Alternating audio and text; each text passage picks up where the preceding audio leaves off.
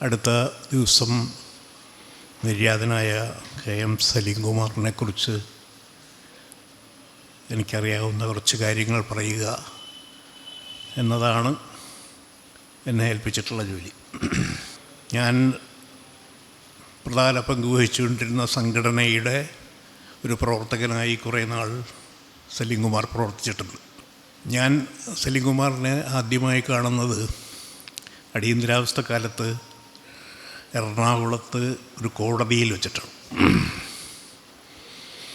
ഞാനും ഏതാനും സഖാക്കളും അന്ന് കണ്ണൂർ ജയിലിലാണ്. കേരളത്തിലെ മിക്ക ജില്ലകളിലും അന്ന് ഞങ്ങൾക്ക് കേസുകളുണ്ടായിരുന്നു.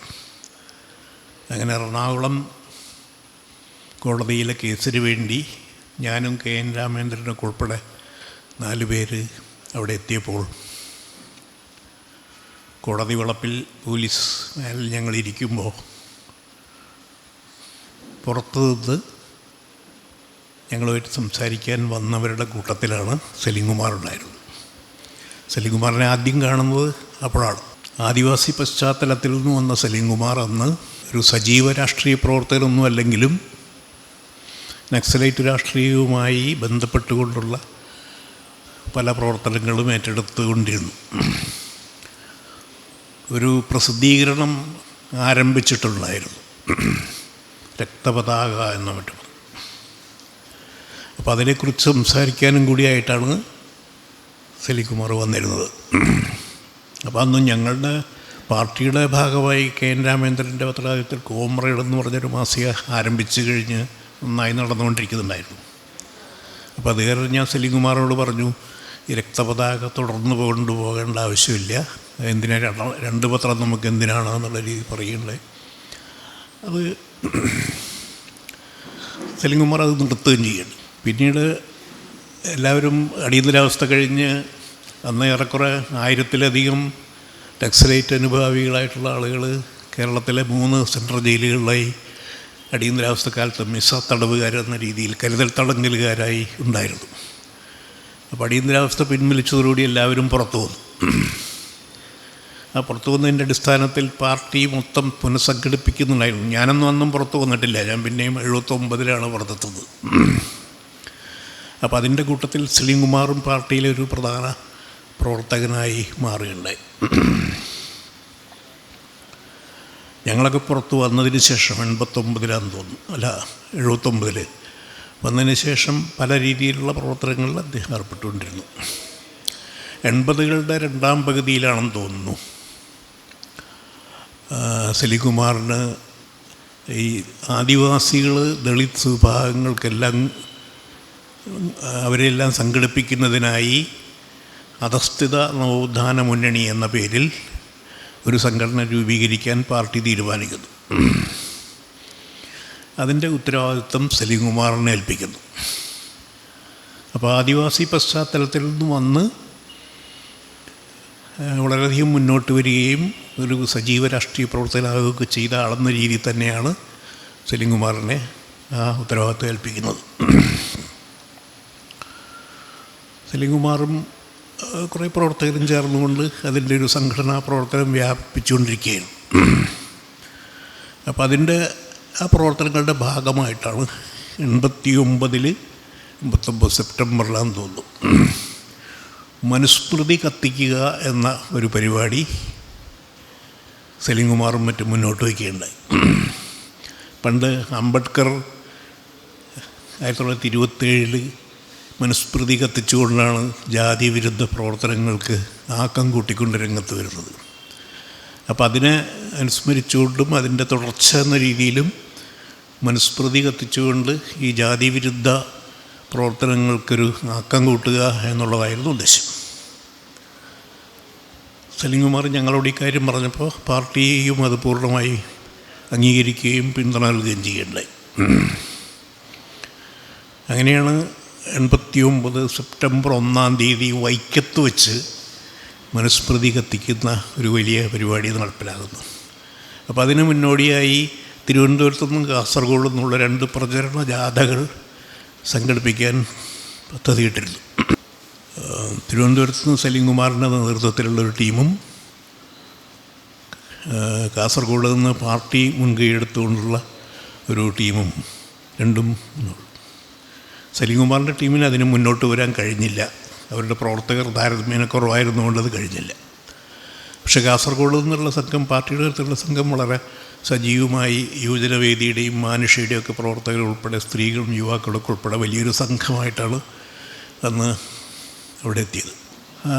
അന്നപ്പോഴേക്കും RSSകാർ വൈക്കത്ത് പോസ്റ്റർ ഒട്ടിച്ച് മനുസ്മൃതി കത്തിക്കാൻ പാടില്ലെന്നും അത് തടയുമെന്നും പറഞ്ഞുകൊണ്ട് വ്യാപകമായി പ്രചരണം നടത്തിയിരുന്നു.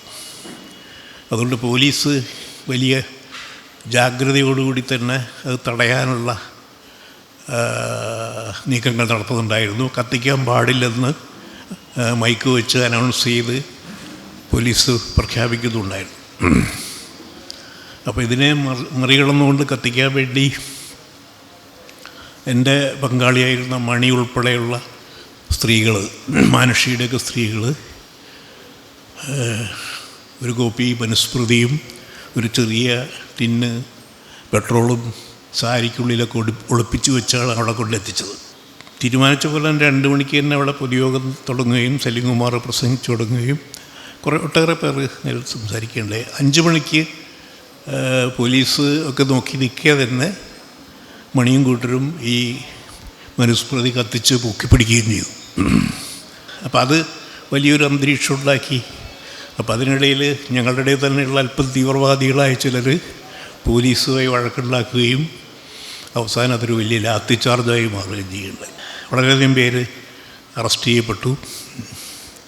അപ്പോൾ അത് ഇതൊക്കെ കഴിഞ്ഞപ്പോൾ സ്ത്രീകളെ ഒന്നും അറസ്റ്റ് ചെയ്യുകയുണ്ടായില്ല. അവരൊക്കെ തന്നെ നേരത്തെ ബസ് സ്റ്റാൻഡിൽ പോയി രക്ഷപ്പെടാൻ പോയിരുന്നു. അപ്പോൾ അവരെല്ലാവരും പോയോയെന്നറിയാൻ വേണ്ടി ഞാൻ വൈക്കം ബസ് സ്റ്റാൻഡിൽ എത്തി. അപ്പോൾ മണിയൊക്കെ അവിടെ ബസ്സിൽ കയറിയിരിക്കുന്നുണ്ടായിരുന്നു. അവരെ യാത്രയാക്കി നിൽക്കുന്ന സമയത്തുണ്ട് 1-2 പോലീസുകാർ അവിടെ അന്വേഷിച്ച് വന്നിട്ടുണ്ടായിരുന്നു. അപ്പോൾ എന്നെ കണ്ടപ്പോൾ താരവിടെ പ്രസംഗിക്കുന്നുണ്ടായിരുന്നല്ലോ എന്നും പറഞ്ഞുകൊണ്ട് എന്നെ അറസ്റ്റ് ചെയ്യുന്നുണ്ട്. അപ്പോൾ എന്നെ അറിയില്ല, അവർക്ക് കേവലമെന്ന രീതിയിലുള്ള ഒരാളാണ് ഇയാളെന്നൊന്നും അറിഞ്ഞുകൊണ്ടല്ല അവർ ചെയ്യുന്നത്. അവിടെ കണ്ടതിൻ്റെ പേരിലാണ് അറസ്റ്റ് ചെയ്തത്. ഞാനിത്ര പറഞ്ഞു വെച്ചാൽ, ഇപ്പോൾ ഈ സലീംകുമാർ മരിക്കുന്നതിന് കുറച്ച് മുമ്പ് ഒരു പത്രപ്രവർത്തകനായി നടത്തിയ ഒരു അഭിമുഖം ഇപ്പോൾ ഏതോ ഓൺലൈൻ ചാനലിൽ വന്നുകൊണ്ടിരിക്കുന്നുണ്ട്. അപ്പോൾ അതിൽ സലീംകുമാർ ചില ഭിന്നാഭിപ്രായങ്ങൾ പ്രകടിപ്പിക്കുന്നുണ്ട് ഞാനൊക്കെ ആയിട്ട്. ഞാനന്ന് എൻ്റെ ആത്മകഥയിൽ ഈ മനുസ്മൃതി കത്തിക്കുന്നതിൻ്റെ കൂട്ടത്തിൽ ഞാനന്ന് അവിടെ പ്രസംഗിച്ചു എന്ന് എഴുതിയിട്ടുണ്ട്. അപ്പോൾ സലീംകുമാർ പറയുന്നത് ഞാൻ പ്രസംഗിച്ചിട്ടില്ല എന്നാണ്. ഔപചാരികമായി അവരുടെ നോട്ടീസ് അടിച്ചതിൽ തീർച്ചയായിട്ടും എൻ്റെ പേരിൽ എന്നെ ക്ഷണിച്ചിരുന്നുമില്ല. ഞാൻ നേരത്തെ പറഞ്ഞ പോലെ ഞങ്ങളുടെ ഈ ജാഥ എത്തിയതിൻ്റെ പേരിൽ ആദ്യത്തെ പ്രസംഗികരൊക്കെ കഴിഞ്ഞു എന്ന് പലരോടും പ്രസംഗിക്കാൻ പറഞ്ഞ കൂട്ടത്തിൽ എന്നോടും പറഞ്ഞ് ഞാനങ്ങനെ പ്രസംഗിച്ചു. അതുകൊണ്ടാണ് ഞാൻ അറസ്റ്റ് ചെയ്യപ്പെടുന്നത്. എന്നെ അവിടെ പ്രസംഗിക്കുന്നത് കണ്ടു എന്ന് പറഞ്ഞുകൊണ്ടാണ് പോലീസ് അറസ്റ്റ് ചെയ്തത്. മറ്റൊരു ഭിന്നാഭിപ്രായം കൂടി സലീംകുമാർ ഈ സംഭാഷണത്തിൽ പറഞ്ഞു വയ്ക്കുകയുണ്ടായി. ഞാൻ എൻ്റെ ആത്മകഥയിൽ പറയുന്നുണ്ട്, ബോംബെയിൽ പോയ സമയത്ത് അവിടുത്തെ ദളിത് ഗ്രൂപ്പുകാരുമായിട്ട് സംസാരിക്കാനിടയായപ്പോഴാണ് ജാതി പ്രശ്നത്തിൽ ഡോക്ടർ അംബേദ്കർ സ്വീകരിച്ച നിലപാടുകളെക്കുറിച്ച് അവർ പറയുകയും ഞാൻ അംബേദ്കറെക്കുറിച്ച് പഠിക്കാൻ തയ്യാറാവുകയും ചെയ്തു. ഇത് ഞാൻ ആത്മകഥയിൽ പറയുന്നു. സലീംകുമാർ പറയുന്നത് ഞാൻ ജാതിയെക്കുറിച്ച് മനസ്സിലാക്കാൻ വേണ്ടി ബോംബെയിൽ പോയിട്ടാണ് മനസ്സിലാക്കിയെന്ന് എഴുതിയതാണ്. അങ്ങനെയല്ല ഇതിൽ പറഞ്ഞിട്ടുള്ള അംബേദ്കറെക്കുറിച്ച് മനസ്സിലാക്കി. കാരണം അംബേദ്കറെക്കുറിച്ച് അന്ന് കമ്മ്യൂണിസ്റ്റുകാരൊക്കെ ഇവിടെ പ്രചരിപ്പിച്ചിരുന്നത് ബ്രിട്ടീഷ് ഏജൻ്റാണ് അംബേദ്കർ എന്നാണ്. അതുകൊണ്ട് പൊതുവിൽ കേരളത്തിലൊന്നും അംബേദ്കറെക്കുറിച്ച് ആർക്കും അറിയില്ലായിരുന്നു, കാര്യമായിട്ട് അറിയുന്നില്ല. അങ്ങനൊരു പശ്ചാത്തലത്തിലാണ് അംബേദ്കറെക്കുറിച്ച് ഈ ദളിത് ഗ്രൂപ്പുകാരെന്നോട് പറയുകയും അവരുടെയൊക്കെ നിലപാടുകളുടെ അടിസ്ഥാനം അംബേദ്കറുടെ ആശയങ്ങളാണെന്ന് പറയുകയൊക്കെ ചെയ്തത്. അത് വെച്ചിട്ടാണ് അംബേദ്കറെക്കുറിച്ച് പഠിക്കാൻ ഞങ്ങളന്ന് പാർട്ടിയുടെ ഒരു സബ് കമ്മിറ്റിയൊക്കെ ഉണ്ടാക്കി അംബേദ്കറെക്കുറിച്ച് പഠിക്കാനുള്ളൊരു സംവിധാനം ഉണ്ടാക്കി. അതുകൊണ്ട് അംബേദ്കർക്ക് അനുകൂലമായിട്ടൊരു വലിയൊരു രേഖയൊക്കെ തയ്യാറാക്കി പ്രസിദ്ധീകരിക്കുകയൊക്കെ ചെയ്തു. ഞാൻ സൂചിപ്പിച്ചത് ഈ സലീംകുമാറിൻ്റെ പൊതുവായി അഭിപ്രായ പ്രകടനങ്ങളുടെ കൂട്ടത്തിൽ ഇങ്ങനെയുള്ള ചില വിമർശനങ്ങൾ ഉന്നയിച്ചതൊന്ന് തിരുത്തുക എന്നുള്ള ഉദ്ദേശം കൂടി വെച്ചിട്ടാണ്. സലീംകുമാറിൻ്റെ പ്രവർത്തനങ്ങളിൽ ഈ പാർട്ടിയുമായി ബന്ധപ്പെടാതെ പാർട്ടി തന്നെ മുൻകൈ എടുത്തുകൊണ്ട് തുടങ്ങിയതാണെങ്കിലും അധസ്ഥിത നവോത്ഥാന മുന്നണി എന്ന രീതിയിലുള്ള പ്രവർത്തനങ്ങൾ 89 ശേഷം സജീവമായി മുന്നോട്ട് വയ്ക്കുകയുണ്ടായി. 90-91 പാർട്ടി ഏറെക്കുറെ ഇല്ലാത്ത രീതിയിലായി. ഞാനതിൽ നിന്ന് രാജിവെക്കുകയും പിന്നീട് പാർട്ടി പ്രവർത്തിക്കാതാകുകയും ചെയ്യുകയുണ്ടായി. പക്ഷേ അധസ്ഥിത നവോത്ഥാന മുന്നണി പിന്നീട് കുറേ കാര്യമായി തന്നെ മുന്നോട്ട് പ്രവർത്തനങ്ങളുമായി നീങ്ങുകയുണ്ടായി. പക്ഷേ അതിനും പല രീതിയിലുള്ള പരിമിതികളുണ്ടായിരുന്നു. പിന്നീടൊരു ദളിത് ഐക്യവേദി ഉണ്ടാക്കുന്നതിലൊക്കെ തന്നെ സലീംകുമാർ വളരെ മുൻകൈയെടുക്കുകയും കെ കൊച്ച് ഒക്കെ ഒരു ഭാഗത്ത് ദളിത് സംഘടനകൾ ഉണ്ടാക്കാൻ ശ്രമിക്കുമ്പോൾ സലീംകുമാർ അവരുമായി ചില അഭിപ്രായ വ്യത്യാസങ്ങളൊക്കെ ആയിട്ട് സ്വന്തം നിലയ്ക്ക് തന്നെ വേറൊരു ഗ്രൂപ്പ് സംഘടനകളുണ്ട്.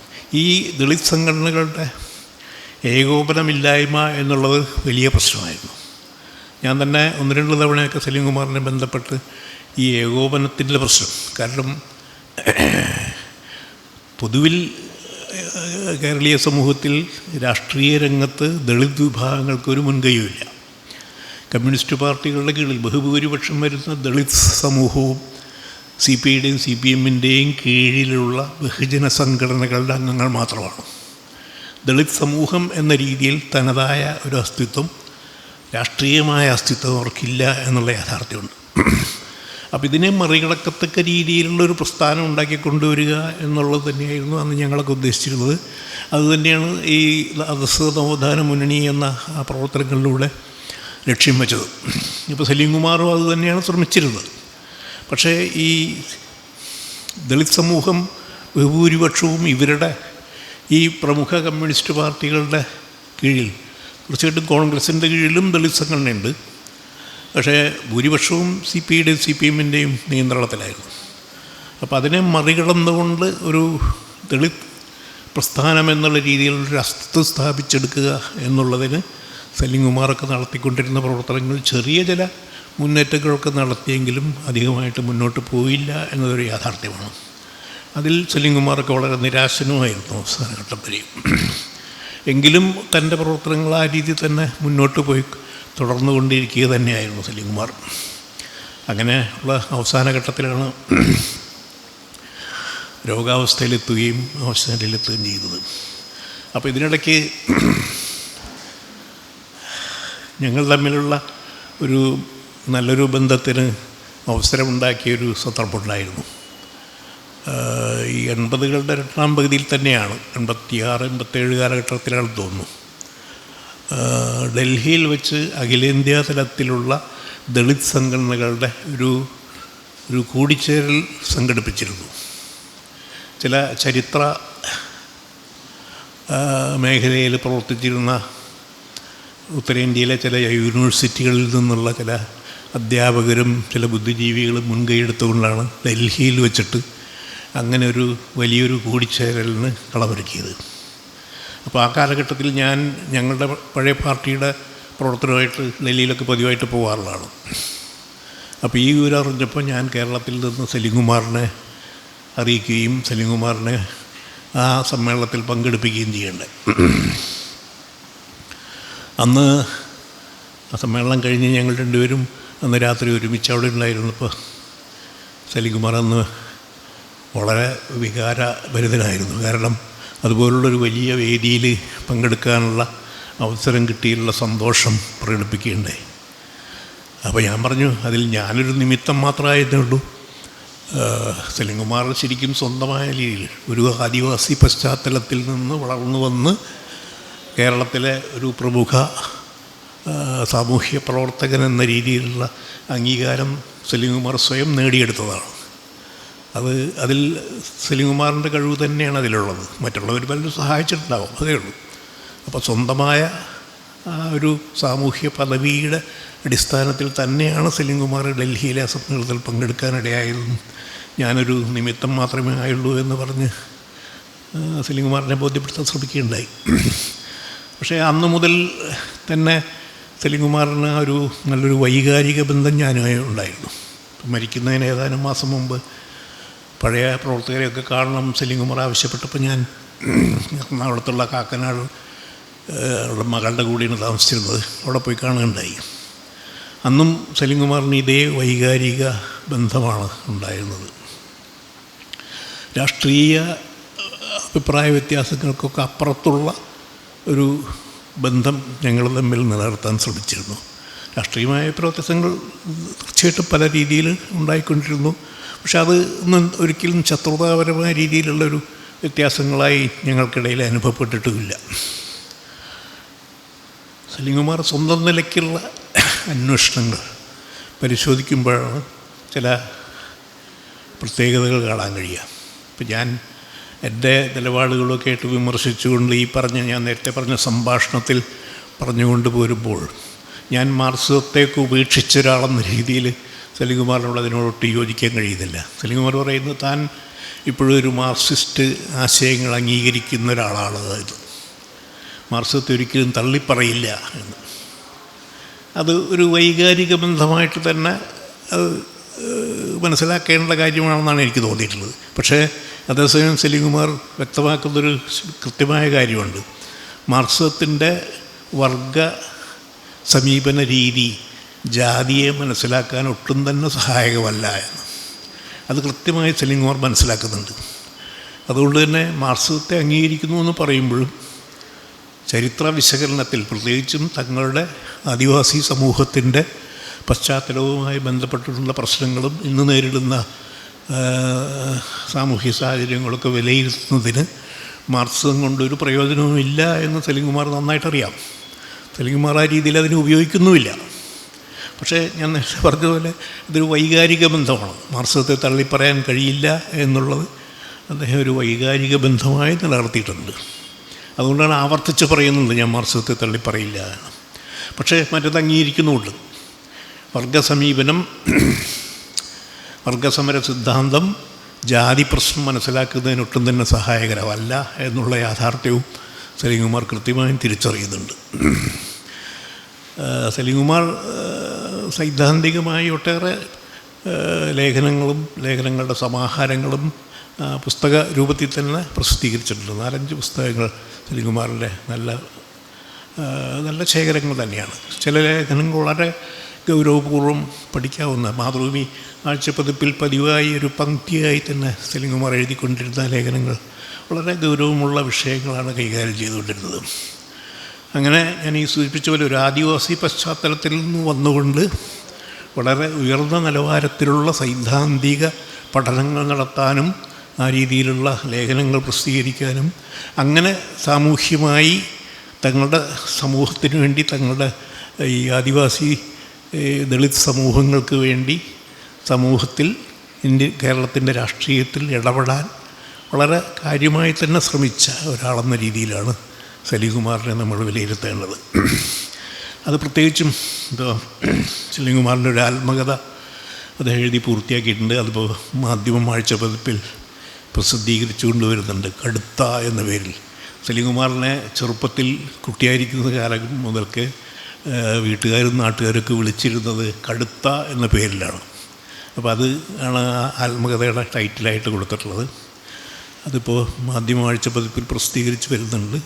അടുത്ത് തന്നെ അത് പുസ്തകമായിട്ടും പ്രസിദ്ധീകരിച്ച് വരുമെന്നാണ് തോന്നുന്നത്. ഇപ്പോൾ കേരളത്തിലെ ആദിവാസി ദളിത് പ്രസ്ഥാനങ്ങളുടെ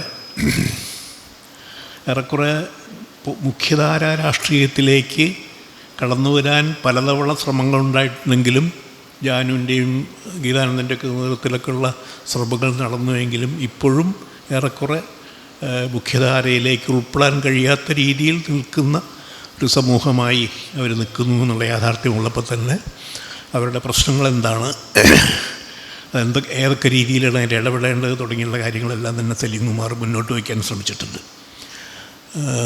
അതുവഴി രാഷ്ട്രീയ തലത്തിലുള്ള പ്രായോഗിക ഫലങ്ങളൊന്നും ഉണ്ടായിട്ടില്ലെങ്കിൽ തന്നെയും പൊതുസമൂഹത്തിന് ദളിത് ആദിവാസി മേഖലയിലുള്ള പ്രശ്നങ്ങളുടെ ഗൗരവാവസ്ഥ ബോധ്യപ്പെടുത്തുന്നതിന് സലീംകുമാറിൻ്റെ ഇടപെടലുകൾ വലിയൊരു പരിധിവരെ സഹായിച്ചെന്ന് തന്നെയാണ് നമുക്ക് മനസ്സിലാക്കാൻ കഴിയുന്നത്. സലീംകുമാറിനെ പോലുള്ളവരുടെ സൈദ്ധാന്തികമായ അന്വേഷണങ്ങളും സാമൂഹ്യ തലത്തിലുള്ള പ്രവർത്തനങ്ങളുമൊക്കെ തന്നെ വരുംകാലത്ത് തീർച്ചയായിട്ടും ഈ ആദിവാസി സമൂഹങ്ങൾക്ക് ഒരു പശ്ചാത്തലമായി തന്നെ, ശക്തമായൊരു പശ്ചാത്തലത്തിനായി തന്നെ നിലനിൽക്കാനിടയുണ്ട് എന്ന് തന്നെയാണ് ഞാൻ കരുതുന്നത്. ആ രീതിയിലാണ് സലീംകുമാർ അനുസ്മരിപ്പിക്കപ്പെടാൻ പോകുന്നത്. തീർച്ചയായിട്ടും അതൊരു വെറൊരു ഓർമ്മ എന്നുള്ളതിന് കവിഞ്ഞ് നമ്മുടെ കേരളീയ സമൂഹത്തിലെ, ശരിക്ക് മൊത്തത്തിൽ ഇന്ത്യൻ സമൂഹത്തിൽ ആദിവാസി സമൂഹത്തിൻ്റെ അവസ്ഥ, തീർച്ചയായിട്ടും ചില മേഖലകളിലൊക്കെ തന്നെ ആദിവാസി സമൂഹം ശക്തമായ രാഷ്ട്രീയ ശക്തിയായി രംഗത്ത് വന്നിട്ടുണ്ട് എന്നുള്ളൊരു യാഥാർത്ഥ്യമാണ്. പക്ഷേ കേരളത്തിൽ ആദിവാസി സമൂഹം വളരെയധികം പിന്നോക്കാവസ്ഥയിലാണ്, ഏറെക്കുറെ അവഗണിക്കപ്പെടുന്ന അവസ്ഥയിലാണെന്നുള്ളൊരു യാഥാർത്ഥ്യമുണ്ട്. ഈ അവസ്ഥയെ മാറ്റി തീർക്കുന്നതിന് നല്ലൊരു ഇടപെടലും നല്ലൊരു ശ്രമമാണ് സലീംകുമാറിൻ്റെ ഭാഗത്തുനിന്നുണ്ടായത്. അത് ഭാവിയിലും ആ സലീംകുമാറിൻ്റെ സംഭാവനകൾ ഉപയോഗിക്കപ്പെടും എന്ന് തന്നെ നമുക്ക് മനസ്സിലാക്കാം. സലീംകുമാറിനെ അനുസ്മരിച്ചുകൊണ്ട് ഇത്രയുമാണ് എനിക്ക് പറയാനുള്ളത്.